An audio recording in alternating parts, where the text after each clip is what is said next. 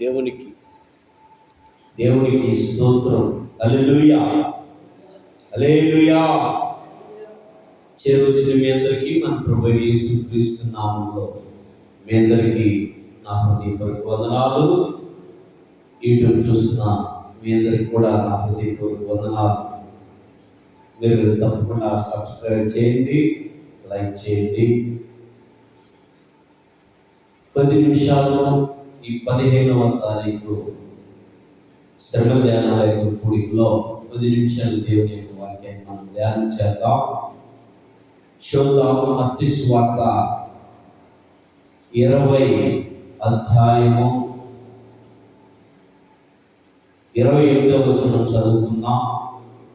మత్తయి సువార్త 20వ అధ్యాయం 28వ వచనం చదువుకుందాం.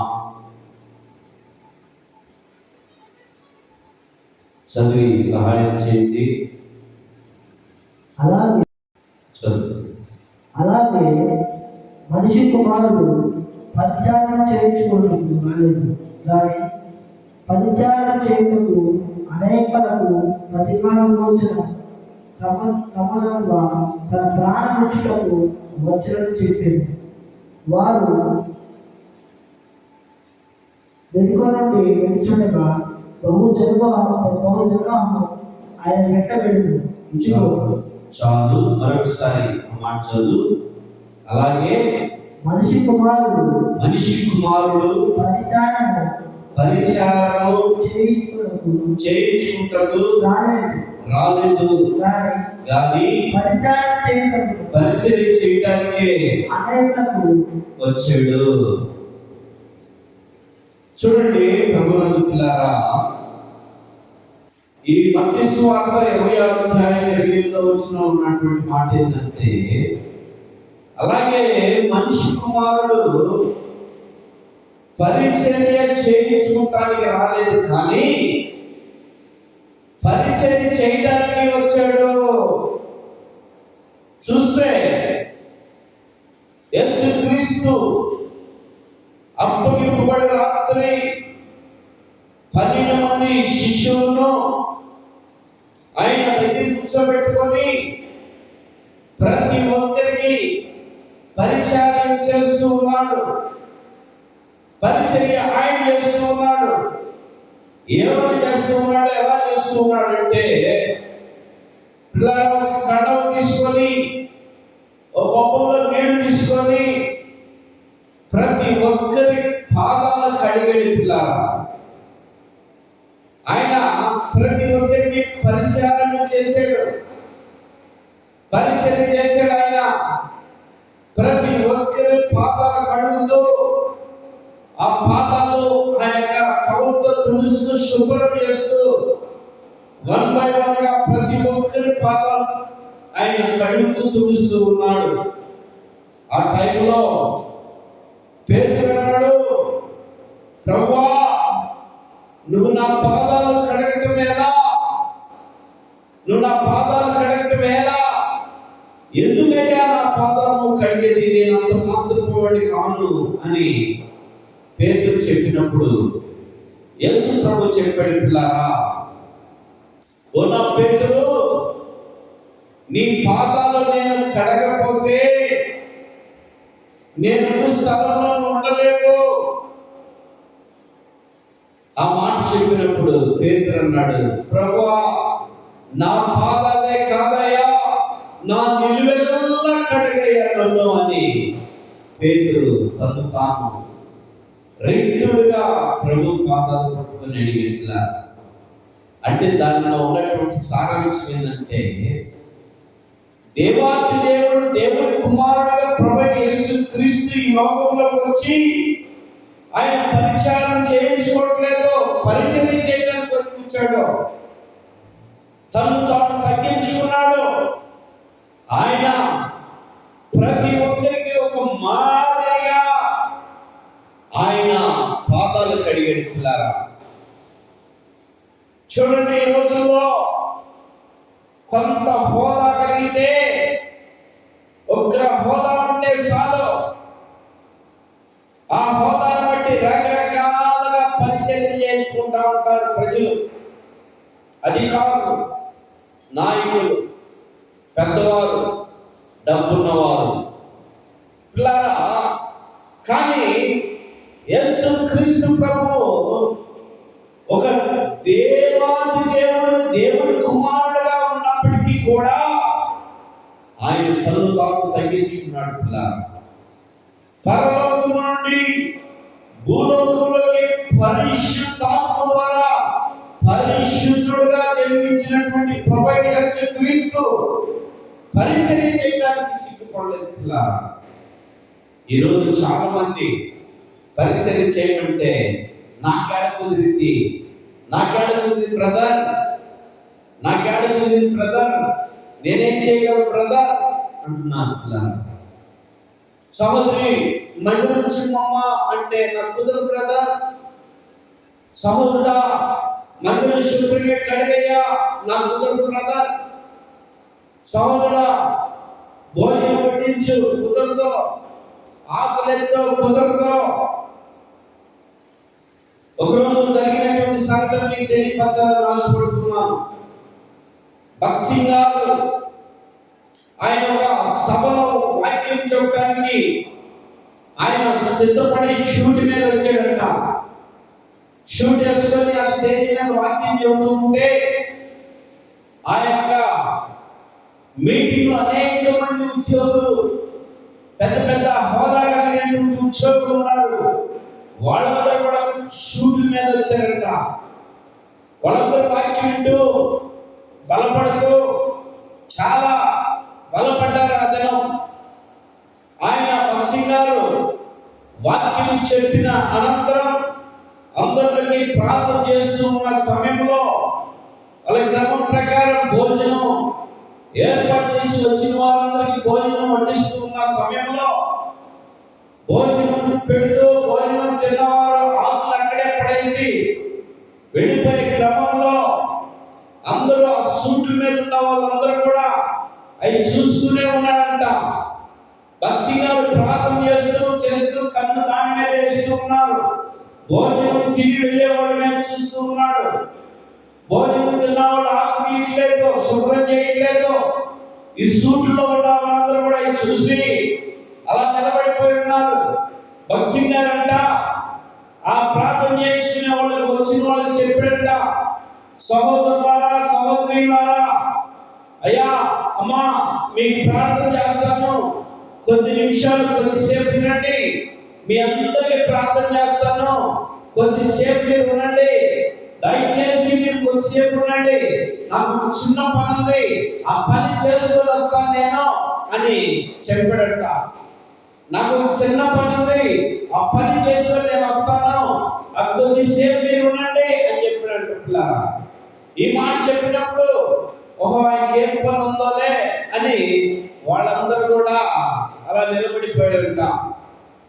భక్సింగ్ గారంట గబగబ తన సూట్ తీసేసి ఆ కోట్ తీసేసి ఆడ పడేసి గబగబ తిన్నవారటువంటి ఆకులు అక్కడ నిలిచిపోయినటువంటి ఆకులన్నిటిని కూడా ఎత్తుతున్నాడంట. చూడండి, వాక్యం చెప్పడానికి వచ్చినటువంటి సేవకుడు వాక్యం చెప్పిన తర్వాత ప్రతి ఒక్కరికి ప్రార్థన చేస్తున్నటువంటి సేవకుడు తను తాను తగ్గించుకొని తిన్నటువంటి ఆకులు ఎత్తకుండా చూస్తున్నటువంటి వాళ్ళని ఏమి ఒక మాట కూడా అనకుండా తనే పరిచర్య చేయడానికి ఆయన వెళ్ళి ఆ ఆకులను ఎత్తుతూ ఉన్నాడంట. ఆకులు ఎత్తుతూ ఉంటే అక్కడ ఉన్నటువంటి సూట్ల మీద ఉన్నటువంటి కోట్ల మీద ఉన్నటువంటి వాళ్ళు, కోట్లంటే డబ్బులు కాదండి, షూట్, వాళ్ళు గబగబా ఆ సూట్లన్నీ తీసి పక్కన పడేశారంట. అమ్మో అమ్మో అమ్మో, దేవుడి సేవకుడు దైవజనుడు వచ్చి మనకు వాక్యం అందించి ప్రార్థన చేసేటువంటి వ్యక్తి ఆ ప్రార్థన ఆపేసి వచ్చి ఆకులు ఎత్తుతున్నాడు. తిన్న ఆకులు మనమేమో నిలబడి చూస్తున్నామే అని వాళ్ళకి గుర్తొచ్చి పిల్లరా ఆ సూట్లను తీసి పక్కన పడేసి గబగబా అయ్యారు అయ్యారు అయ్యారు మీరు వద్దయ్యా మేం చేస్తాము, ఈ పని మేము చేసేవాళ్ళయ్యా, మాకు తగ్గయ్యా మీకు వద్దయ్యా, ఈ పని మీరు చేయకూడదయ్యా అని చెప్పి ఆ భక్సింగ్ రైగాన్ని తీసుకుని యథావిధిగా స్టేజ్ మీద నిలబెట్టి వాళ్ళందరికీ ప్రార్థన చేయించడానికి ఏర్పాటు చేశారంట. అక్కడున్న ఐఏఎస్, ఐపీఎస్, ఎంఆర్ఓ, ఎంపీలు అందరూ ఆ మీటింగ్ వచ్చినటువంటి పెద్ద హోదాలో ఉన్నటువంటి హెచ్ఎంలు, టీచర్లు అందరూ కూడా, ఇలా పోలీసులు అందరూ, డాక్టర్లు, ఇంజనీర్లు వీళ్ళందరూ ఉన్నారంట. వీళ్ళందరూ ఆ సూట్లు తీసేసి ఆ పని చేయడానికి, పరిచర్య చేయడానికి ముందుకు వచ్చారంట. అప్పటిదాకా మేము సూట్ల మీద ఉన్నాం కదా అనుకున్నారు వాళ్ళు. అప్పుడు దాకా మేము అధికారంలో ఉన్నాం అనుకున్నారు. దేవుని సేవకుడు ఎప్పుడైతే తల వంచాడో, పని చేయడానికి తల వంచాడో, అప్పుడు వాళ్ళు సిగ్గుపడ్డారంట. సిగ్గుపడి పాస్టర్ గారి చేత మనం చేయకూడదు ఈ పని మనం చేయాల్సినటువంటి వారని వాళ్ళు అప్పుడు బుద్ధి తెచ్చుకొని ఆ పని చేయడానికి మొదలు పెట్టారు. చూడండి, భక్సింగ్ గారు ఆయన పరిచర్య చేయడానికి సిగ్గుపడ్డారు. మరి ఈరోజు నువ్వు మాత్రం సిగ్గుపడిపోతున్నావు. దేవుని సన్నిధి ప్రారంభించబోతున్నాడు పాస్టర్, దేవుని సన్నిధికి రాబోతున్నాడు పాస్టర్ గారు, రాబోతున్నాడు. మందిరం శుభ్రంగా ఉందా లేదా? మందిరంలో పూజుందా? మందిరం ముందు చెత్తుందా? శుభ్రం ఊడుద్దామే, వెట్లు ఊడుద్దామే, మందిరంలో ఊడుద్దామే, డయాస్ ఊడుద్దామే, కొంచెం తుడుద్దామే, కిటికీలు తుడుద్దామే, తలుపులు తుడుద్దామే అనేటువంటి ఈ పని ఎవరు చేయాలా? ఎవరు చేయాలండి ఈ పని? మనకైతే మనసు లేదు, చేయాలనే మనసు చేయలేకపోతున్నాం. కారణం ఏంటంటే మన హోదా మనకి అడ్డుపడుతూ ఉన్నది. మన హోదా అడ్డుపడుతూ ఉన్నది, మన అధికారం మనకు అడ్డుపడుతూ ఉన్నది, మన చదువు మనకు అడ్డుపడుతూ ఉన్నది. పిల్లారా, నువ్వు ఇంజనీర్ అయినా కావచ్చు, డాక్టర్ అయినా కావచ్చు, కోటీశ్వరుడు అయినా కావచ్చు, గొప్ప ఐఏఎస్, ఐపీఎస్ అయినా కావచ్చు, దేవుని సన్నిధిలో నువ్వు తల వంచి దేవుని సన్నిధిలో పరిచయం చేయగలిగితే దేవుడు నిన్ను ఉన్నత స్థితికి ఇచ్చి ఇంకా గొప్ప ఉన్నత స్థితికి దేవుడు నిన్ను తీసుకెళ్తాడు. హల్లెలూయా చెప్ప, హల్లెలూయా. గొప్ప ఉన్నతమైన స్థితికి నేను తీసుకెళ్తాడు. పిల్లారా, ఎంత గొప్పగా తీసుకెళ్తాడంటే నిజంగా నువ్వు పరిచయం చేయగలిగితే, నిజంగా నువ్వు దేవుని సన్నిధిలో పరిచయం చేయగలిగితే, దేవుని మందిరం కూడవగలిగితే, దేవుని సన్నిధిలో నువ్వు నేను ఏమి పని చేయగలను, దేవుని సన్నిధిలో నువ్వు తిన్నా ఎత్తగలిగితే, శుభ్రం కడగలిగితే, పాత్రలు తిన్న పాత్రలో ఆహారం మీ కొరకు సిద్ధపాటు చేసేస్తే, ఆహారం సిద్ధపరిస్తే కమ్ము వచ్చి ఆహారం తిని వెళ్ళిపోతారు. మరి ఎవరు కడగాల? వాటిని ఎవరు క్లీన్ చేయరు, తిని మాత్రం వెళ్ళిపోతారు, వెనక్కి తిరిగి చూడరు. నాకేం పట్టిందిలే అని ఎవరికి వాళ్ళు వెళ్ళిపోతారు.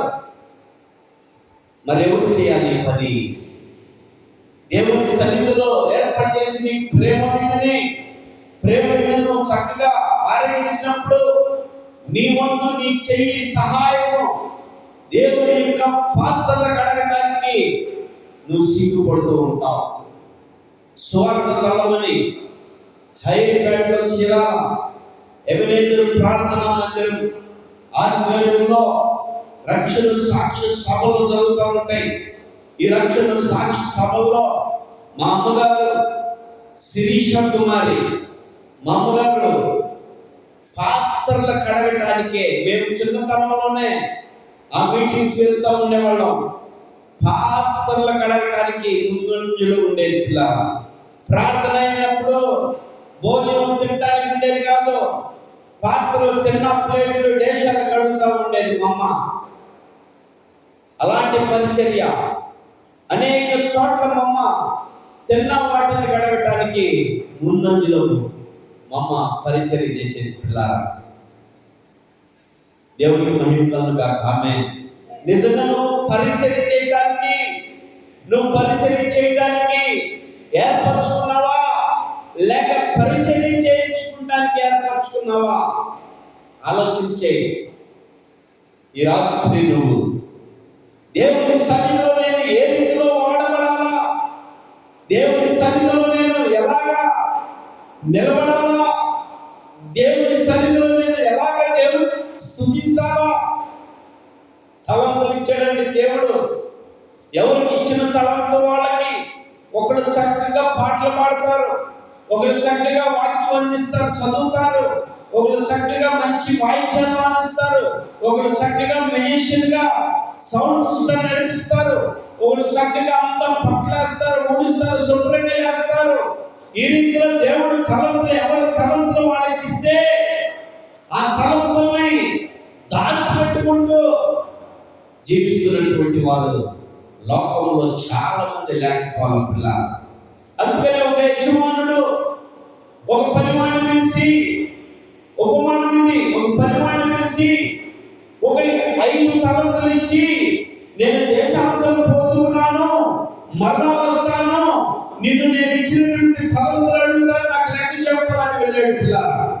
మరొకటి పిలిచి అదే మాట చెప్పాడు, 3 తలంతులు ఇచ్చాడు. ఇంకో పని పిలిచాడు, 1 తలంతు ఇచ్చాడు. పిల్ల ఆయన దేశాంతరం పోయాడు, సంవత్సరానికి 2 సంవత్సరాలు తిరిగి వచ్చాడు. వీళ్ళు ముగ్గురిని మళ్ళా పిలిచి అడిగాడు, 5 ఇచ్చినట్టు మళ్ళీ పిలిచాడు. వచ్చాడు, ఇట్రా నీకు 5 తలంతులు ఇచ్చాడు కదా, ఏం చేసావు? చెడు ఏం చేశాడు తెలుసా? 5 తలంతులకు 5 సంపాదించుకున్నాడు. అయ్యా 5 తలంతులు 5 సంపాదించుకున్నాను, ఇదిగో నీ 5 తలంతులు నాకు ఇంకా అక్కర్లేదు, నా తలంతులు నా దగ్గర ఉన్నాయి, ఇంకా నువ్వు ఇచ్చినవి ఇగో అని ఇచ్చాడు. అప్పుడు చదువుతో అనగా ఉపమానం చెబుతున్నాను నేను, శబాష్ నమ్మకమైన మంచి దాసుడా, శబాష్ నమ్మకమైన మంచి దాసుడా అని పిల్లరా ఆ యజమానుడు తెలియపరిచాడు. శబాష్ అని 5 తలంతులకు 5 తలంతులు సంపాదించుకున్నామని శబాష్ నమ్మకమైన మంచి దాసుని పేరు పెట్టి పిలిచాడు. 3 తలంతులు పిలిచి అడిగాడు, ఓ 3 తలంతులేయి, ఓ లక్కీ 3 తలంతులేయి, ఓ మార్తమ్మ 3 తలంతులేయి. 3 తలంతుల మార్తమ్మ ఏముంది? అయ్యా నేను 3 తలంతులు 3 సంపాదించుకున్నానయ్యా, ఈ 3 తలంతులు ఇగో నీకే అని చెప్పింది. పిల్లరా ఆమెను కూడా శబాష్ నమ్మకమైన మంచి దాసురాలు అన్నాడు. ఒక తలంతు ఇచ్చేటువంటి వాడు ఏం చేశాడు తెలుసా? ఒక తలంతుని సంపాదించుకోలేకుండా భూమిలో దాచిపెట్టాడు. భూమిలో దాచిపెట్టినటువంటి వాడిని అడిగాడు, ఏదరా ఈ తలంతో? నేను భూమిలో దాచిపెట్టాను అన్నాడు. భూమిలో దాచిపెట్టేవాడరా ఒక అని తిట్టి, నువ్వు పనికిరానటువంటి వాడు రా, పనికి మానవుడు అని తిట్టి ఆ తలంతో లాక్కుని మొదటి ఇచ్చినటువంటి వారికి ఇచ్చేసి వాడిని తీసుకువెళ్ళి పనికిరాడని సరసాలు ఇచ్చాడు. పిల్ల ఈరోజు నీకే తలంతు ఇచ్చాడు దేవుడు. ఒకరు పాటలు పాడే తలంతు ఇస్తే పాటలు పాడకుండా, దేవుని సన్నిధికి రాకుండా, దేవుని సన్నిధిలో పాటలు పాడకుండా, నీ ఇష్టం టయానికి వచ్చి, నీ ఇష్టం సమయానికి వచ్చి, పాటలు అయిపోయినానికి వచ్చి నువ్వు వచ్చి ఉపయోగమైంది. నిన్ను కూడా పనికి రానటువంటి దానా వాడా అంటాడు. నీకు ఇచ్చిన తలంతును నువ్వు ఉపయోగించుకోకపోతే నువ్వు పనికి రానటువంటి వాడివే. ఒకడు వాక్యం చదవగలిగినటువంటి వాడైంది, వాడు చదువు బాగా వచ్చి వాడు వాక్యం చదవకుండా రాకుండా దేవుని సన్నిధికి ఉంటే, వాడు కూడా వాక్యం ఆ చదువుని బయట పెట్టుకోకుండా ఉంటే వాడు పనికి రానటువంటి వాడే. బాగా చదవగలిగి బడికి వెళ్ళకుండా, కాలేజీకి వెళ్ళకుండా పనులకు వెళ్తారు, కూలి పనులకి, వాడిని ఏమంటారు చెప్పండి? బాగా చదవగలిగి, ఫస్ట్ క్లాస్ చదవగలిగి, ఫస్ట్ మార్కులు రాగలిగి వాడు బడికి వెళ్ళకుండా పనుల మీద పడితే వాడిని ఏమంటారు? పనికిరానటువంటి వాడు, దేనికి పనికిరానటువంటి వాడనిగా భావిస్తారు. అఫ్కోర్స్ కొంతమందికి ఆర్థిక ఇబ్బంది ఉండొచ్చు. బాగా చదివిన వాళ్ళు, బాగా చదవగలిగినటువంటి వాళ్ళకి ఆర్థిక ఇబ్బంది ఉండి బడికి వెళ్ళకుండా, కాలేజీకి వెళ్ళకుండా పనులకి వెళ్ళే వాళ్ళు ఉన్నారు. బాగా చదవగలిగి ఉండి కూడా కాలేజీకి వెళ్ళకుండా వెళ్ళకాడ ఖాళీ తిరిగేవాడు చాలా మంది ఉంటారు. ఎలాంటి వాళ్ళు ఏమంటారంటే పనికి రానటువంటి వారు ఉంటారు. ఇలా తలంతులు 10కి 5కి 5 సంపాదించిన వాడిని శబాష్ నమ్మకమైన మంచి దాసుడా, శబాష్ మంచి దాసుడా అని సంబోధించాడు. ఇలా మరి ఈరోజు నువ్వు ఆలోచించే, నీకు ఇచ్చినటువంటి తలంతో, నీకు ఇచ్చినటువంటి కృప నువ్వు ఉపయోగించకపోతే నువ్వు పనికిరాని వాడివి, పనికిరాని దాని అవుతావు. యేసుక్రీస్తు ప్రభు పరిచర్య చేయడానికే వచ్చాడు కానీ పరిచర్య చేయించుకోవడానికి రాలా. ఆయన తిరిగినటువంటి ప్రాంతాలన్నింటినీ కూడా ఆయన అనేక మందికి స్వస్థత వచ్చాడు, అనేక మందిని స్వస్థత వచ్చాడు, అనేక దెయ్యాలు వెళ్ళగొట్టాడు, అనేక రోగులను బాగు చేశాడు, అనేక మందికి సువార్త ప్రకటిస్తూ ఆయన అనేక ప్రాంతాలు పగలనగా రాత్రులుగా ఆయన తిరుగుతూ ఆయన రాజ్యము నిమిత్తం ఆయన ప్రకటన చేస్తున్నాడు. కదా నేను వచ్చాను సరిపోయిందిలే, నేను 12 మందిని ఎన్నుకున్నాను సరిపోయిందిలే, వాళ్ళు వెళ్తారులే, నేను ఇక్కడే ఉంటే సరిపోయింది అనుకోవాలి. ఆయన వాళ్ళు ఎప్పుడేసుకొని అనేక చోట్ల రాత్రులనగా పగలనగా కాళ్ళు నడుపుతో పనిచేసేట్లు ఆయన పని. ఆయన వచ్చిన పని సంపూర్తి చేసుకున్నాడు. ఆయన మనిషి కుమారుడు ఈ భూమి మీదకి వచ్చి మనిషి కుమారుడుగా ఆయన చేయాల్సిన పనులన్నీ సంపూర్తిగా చేశాడు. పిల్లరా, సంపూర్తిగా చేశాడు. మనిషి కుమారుడిగా వచ్చి పరిశుద్ధాత్మగా ఆయన గర్భాన్ని ధరించబడి ఆయన పరిశుద్ధుడిగా ఈ లోకంలో జీవించి పరిశుద్ధుడిగా జీవించి, నేను పరిశుద్ధుడు అనడానికి కారణం ఏంటంటే ఒకరోజు అన్నమాట, నాలో పాపమున్నదని రూపింపగలిగినటువంటి వ్యక్తి ఎవరైనా ఉన్నారా అని అడిగాడు, ప్రశ్నించాడు. ఆడ బహుజన సమూహం ఉంటే నాలో పాపమున్నదని రూపింపగలిగినటువంటి వ్యక్తులు ఎవరైనా ఉంటే రండి అని సవాలిస్తాడు. పిల్లారా, ఏ ఒక్కరు రాలేకపోయారు. 33.5 సంవత్సరం భూమి మీద ఆయన తిరిగినప్పుడు ఆ 33.5 సంవత్సరంలో ఏ ఒక్క పాపమును ఏదైతే చూపించగలిగినటువంటి వ్యక్తులు ఎవరూ లేరు. అలాంటి మమతామూర్తిని పరిశుద్ధుడు అనగా ఏమనాలి? పరిశుద్ధుడైన ఆ పరిశుద్ధుడు నీ కొరకు ప్రాణం పెట్టడానికి ఈ భూలోకంలో జన్మించి రకరకాల శ్రమలు నీ కొరకు ఆయన అనుభవించాడు, రకరకాల శ్రమలు అనుభవించాడు, రకరకాల అవమానాలు పొందాడు, రకరకాల ఇబ్బందులు కలిగింది, రకరకాల రాళ్ళు వేసుకొట్టారు, రకరకాల ఉమ్ములేశారు, చివరికి అరిచేతుల్లో చీరలు కొట్టారు, అరికాలు మేకులు కొట్టారు, తనకి ముళ్ళ కిరీటం పెట్టారు, ప్రాణం పోయాక ట్రక్కులో బళ్ళతో కూడా పొడిశారు. అన్ని చేసినటువంటి ఆయన పునరుత్థానంగా తిరిగి లేచి నీ కొరకు, నా కొరకు, మనందరి కొరకు ఆయన పరలోకమనే సింహాసనాన్ని సిద్ధపరుస్తూ ఉన్నాడు. ఆయన వచ్చేటువంటి ఈసారి నిన్ను పరలోకానికి తీసుకెళ్ళడానికి, నిన్ను నన్ను మనందరిని పరలోకానికి తీసుకెళ్ళడానికి మన రాబోతున్నాడు. ఆయన వచ్చేసరికి నువ్వు మారు మనసు, ఈ వాక్యం ఉన్నటువంటి నువ్వు నీ కొరకు ఆయన ప్రాణం పెట్టాడని, నీ కొరకు ఆయన శ్రమ పడ్డాడని, నీ కొరకు ఆయన చనిపోయాడని, నీ కొరకు ఆయన తిరిగి లేచాడని నమ్మి నా కొరకు ప్రాణం పెట్టిన నా యేసుని నేను నమ్మాలని లోకాన్ని విడిచిపెట్టి, లోకాశను విడిచిపెట్టి, లోక తలంపులను విడిచిపెట్టి, అన్నిటిని విడిచిపెట్టి దేవుడి కొరకు నువ్వు ఒక నమ్మకస్తులుగా నీతిగా నిజాయితీగా ఆయన రక్తంలో కడగబడితే ఆయన వచ్చినప్పుడు ఆయన రాజ్యంలో నేను తీసుకువెళ్ళడానికి ఆయన సంసిద్ధంగా ఉంటాడు. పిల్లరా, నువ్వు ఆయన కోసం జీవించుకున్నా, ఆయన రక్షణలో పొందకుండా నీ ఇష్టానుసారమైనటువంటి జీవితం, ధనవంతుల ఇష్టానుసారమైన జీవితం జీవిస్తూ ఆయన ఇష్టానుసారమైన జీవితం నువ్వు కూడా జీవించావంటే నువ్వు విడవబడ్డప్పుడు నిన్ను పరలోకానికి తీసుకెళ్ళకపోగా నరకంలో వేస్తాడు. అగ్ని యాగంలో పురుగు చావుతో ఆ నరకంలో నువ్వు కాలి చావాల్సిందే. అంటే నీకు అక్కడ చావు అనేది లేదు. ఏవోగా నువ్వు జీవించే ఉంటావు, కానీ నువ్వు అల్లాడిపోతావు, కేకలేస్తూ ఉంటావు. ఈ కేకలు నీకు అవసరం లేదు, ఈ కేకలు నీకు వద్దని ఆయన రక్షణ సువార్త నీకు ప్రకటిస్తున్నాం. చెల్లి, తమ్ముడు, అన్న, అయ్యా, అమ్మ, అక్క, వినండి వినండి వినండి. నీ కొరకు ఈ రక్షణ సువార్త.